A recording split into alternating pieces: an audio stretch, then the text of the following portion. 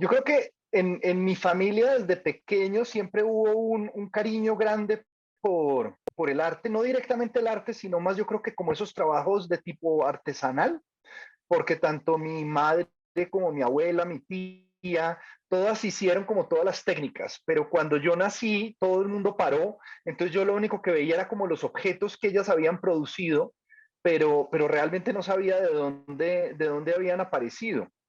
Yo creo que ese fue como el primer toquecillo. Ya luego, cuando yo estuve en el colegio, hubo un viaje a Roma y allí en Roma, cuando tú te enfrentas a la obra de Bernini, a la obra de Miguel Ángel, no hay nada más que tomarle un amor increíble a la escultura. Pero entonces lo que hice fue que al volver a Colombia, yo comencé a aprender algo de joyería. A mí se me hacía interesante comenzar a entender de lo pequeño, ir viendo cómo poder crecer. Y tal vez esa fue mi primera aproximación, que fue a través de intentar hacer un huevo de Fabergé. Yo me obsesioné por Carl Fabergé, entonces me metí a clases de joyería específicamente para eso. Yo tenía, ¿cuánto? Como 14 años. El joyero que me iba a enseñar se moría de la risa, sobre todo porque en las clases de joyería a ti te enseñan es hacer cadenas, hacer anillos, y a mí no me interesaba hacer cadenas, ni hacer anillos, ni hacer nada, sino que yo quería hacer era objetos, pero en miniatura. Yo arranqué primero en el colegio, cuando yo salía del colegio en las tardes, yo iba y visitaba artistas colombianos. Aquí hay una enciclopedia que se llamaba la Enciclopedia Salvat del Arte Colombiano. Entonces era como capturar Pokémones, solo que en esa época todavía no existía Pokémon, y iba tachando los artistas que iba pudiendo conocer, porque cuando eso existían las libretas de directorio telefónico y era muy poco usual que la gente se sacara del directorio, entonces tú podías buscar los nombres de los artistas, ir visitarlos y la idea era, uno, conversar con ellos, dos, verlos trabajar, tres, mirar si podía pedirles de regalo un boceto y a veces tomarme fotos, porque pues incluso las cámaras en esa época que eran de revelar y uno chiquito, no había para estar pagando todas las fotos, el revelado de cada una de las fotografías. Entonces, digamos que poco a poco con conversaciones con artistas todos me decían, ¿por qué no te dedicas al arte si tienes ese amor? Pero yo siempre sentía el arte como esa cosa lejana a la que tú no te puedes dedicar ni puedes hacer. Entonces, cuando ya luego dije, bueno, yo creo que tal vez el arte puede ser, compré estas libretas de hojas blancas que vienen 100 o 200 hojas y la idea era llenar una libreta diaria de dibujos para poder aprender lo que no había aprendido en muchos años en el menor tiempo posible y convencí a algunos de estos artistas para que me enseñaran algo. De hecho, una de ellas que se llama Débora Arango, hoy en día es el billete de 2000, que es muy raro porque pues tú estar con ella, estar aprendiendo y de repente la ves en un billete y eso que cuando yo la conocí ya era mayor, o sea, estamos hablando que convencí a esta mujer, ella tenía 90 y tantos años y fue súper interesante. Y ya luego viajé a otra ciudad y comencé a trabajar con otro artista que se llama David Mansur, un gran dibujante de aquí del país, y poco a poco me fui metiendo en subastas, en cosas. Entonces, digamos que fue muy paralelo el trabajo entre el estudio y la exposición al público. A veces se creen que los artistas deberíamos tener como una especie de sombrilla, que es lo que llaman como el estilo que abarca lo que tú trabajas y tú dices de ahí no más, pero la mía se rompió desde un principio. Entonces, a mí me interesa uno investigar mucho materiales. De hecho, yo he viajado a varias zonas, acá en Colombia y en México también, a conocer técnicas artesanales que se me hace súper interesante cuando se aplican las técnicas artesanales al arte, porque tú aprendes un montón de todos estos personajes. Entonces, pues, desde madera, piedra, cerámica, resinas, pintura al óleo, pintura acrílico, pintura en carboncillo, en lápiz. Ahorita estoy metido con todos los temas digitales, entonces estoy trabajando también con inteligencia artificial, con impresión 3D, con fresado en 5 ejes, entonces también toca aprender un montón de programación, no solamente de código G, sino también de Python, porque yo pienso que es bueno que un artista tenga como esa flexibilidad de poder crear. Entonces, si de repente tú quieres hacer un video, es importantísimo saber editar video, para eso tienes que conocer los programas de edición de video, pero también si vas a dibujar, yo creo que es muy importante conocer la técnica, ya luego tú puedes empezar a romper y a mirar qué va a pasar.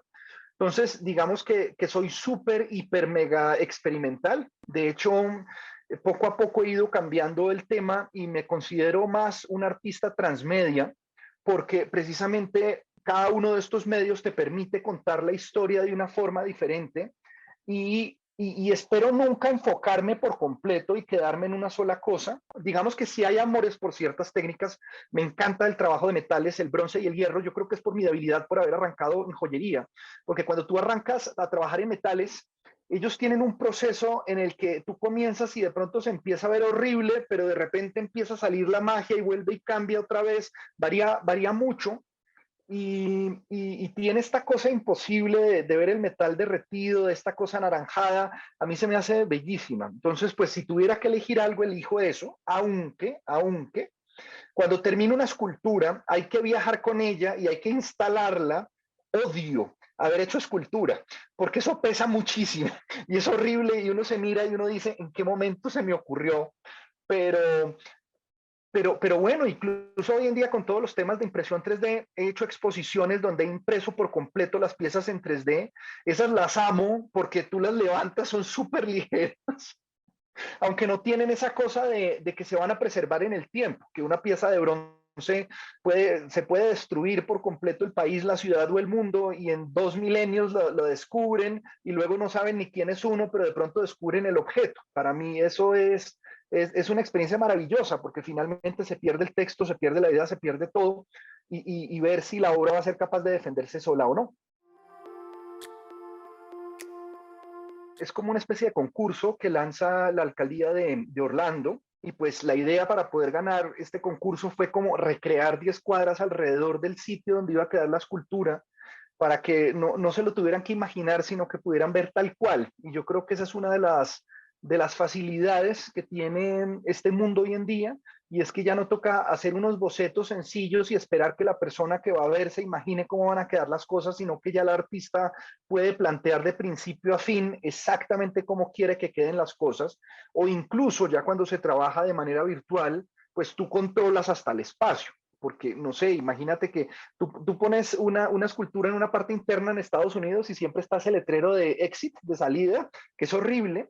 En Colombia, por ejemplo, no es obligación, entonces hay muchas cosas que uno puede obviar y esas son cosas que uno como artista detesta, pero ya en un trabajo virtual tú lo puedes incluir sin ningún problema. Entonces, digamos que esa escultura nace así, ya luego viajo a Estados Unidos a terminar la obra y a instalarla, aunque parte del modelado de todas esas piezas comenzó en España. Entonces, yo creo que toda esa parte tecnológica hoy en día es esa la facilidad, donde tú trabajas en un lugar, luego viajas a otro, lo produces en otro, pero lo expones en otro. De hecho, hay muchas de mis piezas que estoy fundiendo hoy en día en Ciudad de México, como por las salidas hacia Xochimilco, y puedes empezar a jugar un montón. Entonces, digamos que propuse esta idea de escultura y la escogieron y ahorita en febrero, enero, a finales de enero más o menos estuve viajando a ir a instalarla y las obras van a estar durante un año. Esa digamos que es una mini versión de una exhibición que voy a inaugurar de hecho mañana aquí en Colombia en un museo que se llama el Museo Santa Clara, que era un antiguo claustro de las Clarisas, muy parecido a lo que sucede con el Museo de Arte Contemporáneo en Querétaro, pero aquí en Colombia y conservando todavía muchos elementos de arte colonial. Entonces ahí sí estoy ampliando ya de 4 esculturas a 20 esculturas y metiendo una cantidad de obras que son realizadas con inteligencia artificial. Como este claustro todavía conserva los confesionarios oficiales, digamos que esos confesionarios hace muchos años no se usan y la idea es ver cómo los puedes volver a utilizar. Entonces las personas se encuentran como con una especie de computadora dentro donde pueden confesar sus pecados, luego GPT los transforma en lenguaje de las monjas de la época y son vueltos, por un lado, unas animaciones que lo que hacen es ilustrar cada una de las confesiones de las personas que entra al lugar y por otro lado se convierte también en parte en espacio sonoro porque esas confesiones se vuelven luego a audio, se agregan a otro audio original y hay como una especie de corredor oscuro, por lo que ellas eran monjas de clausura. Entonces este corredor queda bañado como con susurros de todas las confesiones de las personas y se hace todo este trabajo. Y ya la otra parte es que como todavía se conservan algunas pinturas coloniales, con realidad aumentada tú le disparas en el celular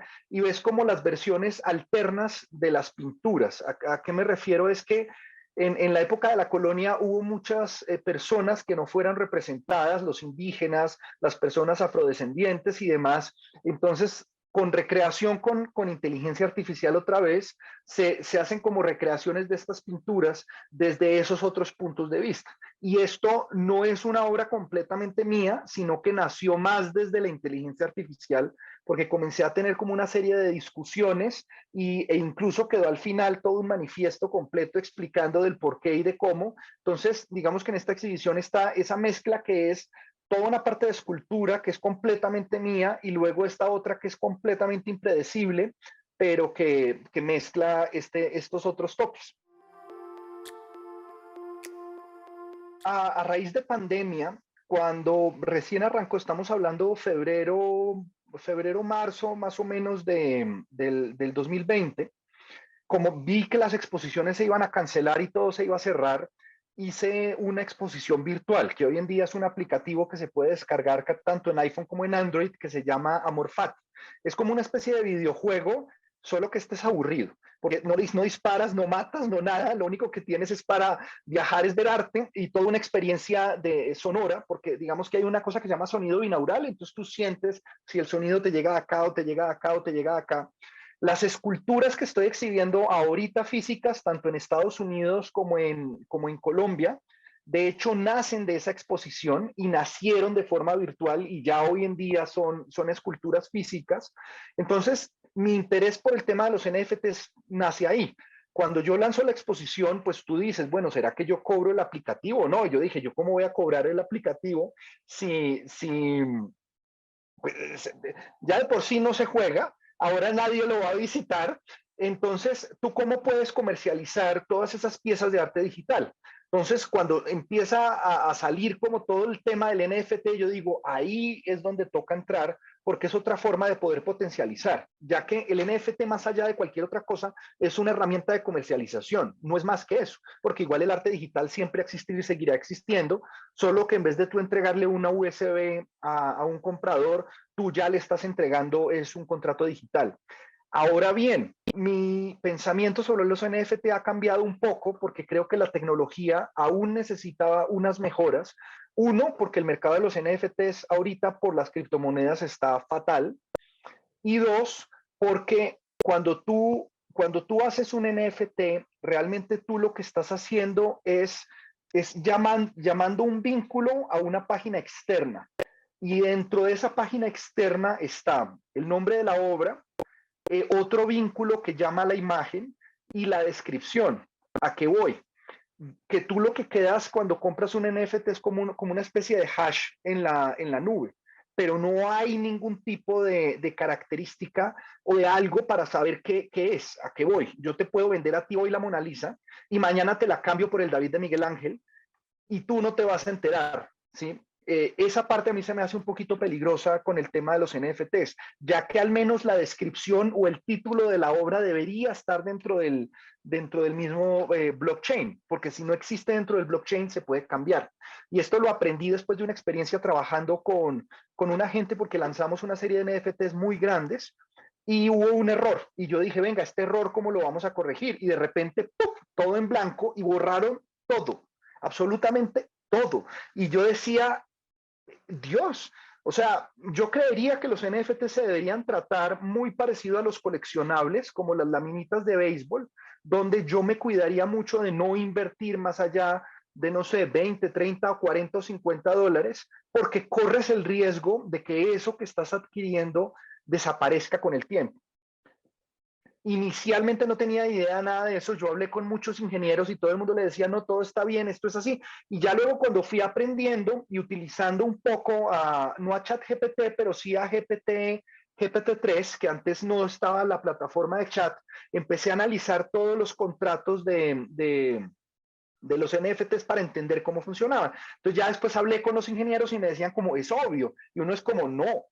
Una cosa es que usted sepa la información y otra cosa es que esa información se esté transmitiendo de forma adecuada a las personas, porque los artistas sí sabíamos que las imágenes estaban por fuera del NFT, pero creíamos que la descripción estaba ahí. ¿Sí? Porque con la descripción tú puedes encontrar la obra si es un artista serio, pero si ni siquiera la descripción existe, pues a la larga tú en parte lo que compras es humo y no humo, porque si los servidores que guardan estos NFTs duran 2000 o 3000 o 4000 años, pues siempre van a estar ahí. Pero pues viendo cómo las empresas últimamente se han estado quebrando, es probable que muchas personas pierdan sus NFTs, así como perdieron cuando esta empresa grande de exchange se rompió. Entonces, quisiera que todo fuera feliz y que todo fuera súper agradable, pero digamos que es esa cosa como agridulce, que es una tecnología súper interesante que está avanzando y yo creo que vale la pena apoyarla para avanzar, pero desde el punto de vista de las personas que están coleccionando, es bueno que sepan que no se metan en riesgos altos, sino que lo miren como amor al arte, apoyo a la tecnología y más o menos así. Yo los libros los veo como información, ¿sí? Antiguamente cuando inventaron la escritura, bueno, no inventaron la escritura, pero digamos cuando se estaban popularizando los rollos, Sócrates decía que eso era lo peor que iba a suceder porque la gente se iba a volver tonta porque ya no iban a guardar información en el cerebro, sino que la iban a tener, era escrita. Entonces, esa transmisión de información para mí es importantísima, sin importar el medio como tal, aunque para mí los libros y la lectura siempre ha sido muy importante, solo que yo la entremezclo. A veces leo en físico, a veces leo en audiolibro, porque muchas veces mientras estoy trabajando tengo las manos ocupadas, los ojos ocupados en el otro trabajo, pero estoy absorbiendo, digamos que esta información y a veces uno incluso se pasa porque claro, cuando tú estás escuchando, de repente puedes empezar a consumir una mayor cantidad de libros que los libros que puedes consumir cuando estás viendo físicamente. Yo hice varios cursos de lectura rápida, no logré realmente que ninguno me funcionara como para poder leer a la velocidad que quería leer para poder consumir información, teniendo en cuenta que hay libros que, como una novela, por ejemplo, tú no la quieres leer a velocidad rápida, sino que ese libro sí quieres dedicarle el tiempo para poder como procesar cada una de las imágenes, para poder entrar, ¿sí? Pero cuando ya son libros un poquito más técnicos, sí puedes ir un poco más rápido dentro de la información. Y de hecho, pues, digamos que parte de mi entrenamiento artístico nació de la enciclopedia Salvat del arte, que me tuve que leer completa porque cada uno de los artistas que iba visitando eran artistas que iba conociendo. Entonces, digamos que de pequeño fui mucho de lectura de enciclopedias, era lo que me encantaba a mí, agarrar enciclopedias y ponerme a leer enciclopedias. De hecho, soy súper práctico para las lecturas y los libros que escogí. No sé si viste que todos cumplen una función específica. De hecho, solo hay dos, uno que es una novela y el otro que es el libro de Seishon Agon. Pero en general yo creo que eso es clave porque entre más información tú tengas en el cerebro, tú la puedes empezar a entremezclar y el arte funciona así. Y de hecho hoy en día que vemos los algoritmos de inteligencia artificial parten de eso, de un big data de información gigantesco y ya luego el cerebro en el subconsciente comienza a entremezclar y a producir cosas. Bueno, en el caso de la inteligencia artificial no es el cerebro, pero sí son estos algoritmos que se empiezan a entremezclar. Entonces de repente cuando hay algún fallo o hay un científico, no recuerdo en este momento el nombre del que fue el que inventó el floppy disk, el tipo se mete bajo el agua para poder generar nuevos inventos, porque de una u otra forma, esta reacción del CO2, el exceso de CO2 en el cuerpo, hace que la imaginación se dispare un poquito. Entonces, cuando tú tienes información y luego tienes ciertas técnicas, aparecen nuevas ideas. Si tú no tienes información, es imposible hacer cualquier cosa en este mundo. Bueno, el primer libro es Las trampas del deseo de Dan Ariely. A mí ese libro me cambió la vida porque es esa mirada de que no somos tan racionales como creemos, de que las decisiones que tomamos son más inconscientes de lo que pensamos, y yo creo que eso nos hace mucho replantear nuestra vida y aprender a tomar mejores decisiones. Este libro se habla desde un punto súper técnico porque el tipo es un científico, pero es de estos libros maravillosos que te habla desde el por qué tú escoges a tu pareja, a por qué se roban lapiceros en la empresa, a por qué suceden caídas en la economía como la que sucedió hace algunos años. El otro libro, para poder cambiar a algo un poquito más agradable, es el libro Solaris de Stanislao Lem. Ese libro es una novela que muestra, bueno, no quiero partir la historia, mejor no voy a contar, pero digamos que es una novela de ciencia ficción, de estas que te da un giro impresionante, porque no es la típica novela de ciencia ficción que tú lees y ya tú sabes los clichés que van a suceder, sino que te pone a pensar un montón. Y al final incluso te deja como con, eh, ¿cómo se llama esto? Como con una especie de crisis de identidad, te hace replantearte toda tu vida y por eso se me hace interesante, porque te revuelca el cerebro por completo. El otro libro es un libro de técnica artística que se llama Aprende a dibujar con el lado derecho del cerebro, de Betty Edwards. Para mí es uno de los libros de dibujo para uno arrancar más interesantes, ¿sí? Porque también te cambia los paradigmas de trabajar, y es que yo nací escribiendo con mi mano derecha. Yo luego aprendí a entrenar la mano izquierda porque yo le tenía envidia a los zurdos, porque los zurdos siempre son mejores para el dibujo. Entonces yo decía, yo tengo que aprender. Eso me llevó a generar unos pequeños traumas mentales que me perdí un poco el sentido de orientación y demás. Ya luego leyendo un libro del cerebro me di cuenta que había, no es la mejor solución. Entonces este libro lo que hace es aprender a utilizar el lado derecho del cerebro, que es el que controla la mano izquierda, pero de forma un poco más creativa, y te ayuda a avanzar en el dibujo de una forma rapidísima. Lo que tú normalmente te demoras en la manera clásica 2, 3 años, con ese libro lo haces en un año. Entonces para mí por eso es tan interesante. El otro libro es la historia de la memoria, que este sí no me acuerdo exactamente el autor, Francis Yates creo que se llama, que cuenta como la manera en que la gente solía memorizar antes y lo que hacemos hoy en día arranca desde la época de los griegos hasta ahora.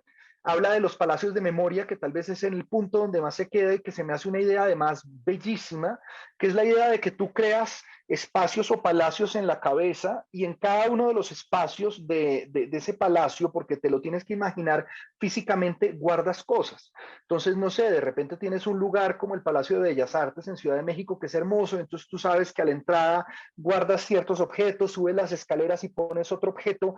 El ser humano es muy visual y muy espacial, entonces cuando uno guarda algo en un espacio específico, ese tipo de memoria se queda. ¿Sí?